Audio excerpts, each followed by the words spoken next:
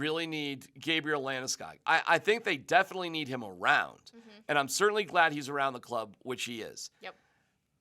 I think they need him on the real question is, do they need him to win the Stanley Cup? They need him in the locker room for sure. But on the ice, I don't know. I think it's dangerous just to say they do need him to win the Stanley Cup because I think there's a significant reason why he wouldn't be there. So I don't want to discount or write off the season right now. Yep. They're playing too well. Since that terrible loss against Chicago, they're 14-2-2. I talked to Jack Johnson about that last night after the game because he was on Chicago's team. Yeah. And he said what a big deal it was for them. And he could tell that things were just a little disjointed with the Avalanche at the time. And that's when they had a players-only meeting and practice got pushed back and it was a little, this, that, the other thing.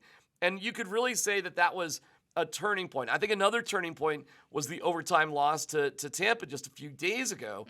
And because they just blew a lead. They blew a 2-0 lead and a 3-2 lead and lost in a shootout. And they just were not the tenacious, tough team that we need them to be. Yep. Well, since that time, Rach, they've won 6 in a row. They're the most dangerous team in the NHL right now. They've got 2 games in hand on virtually everybody because they went over and played in Finland.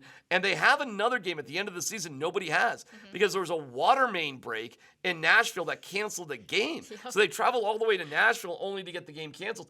Well, they're making that game up the last game of the entire year. So the Avalanche will kind of have this, something in their back pocket the rest of the year. I love where they're at, and we've been talking rightfully so about the Nuggets. Well, guess what? The best team right now, at least in the Western Conference, is the Colorado Avalanche. And boy, they get a great test tomorrow night when New Jersey comes to town, as New Jersey's one of the better teams in the Eastern Conference.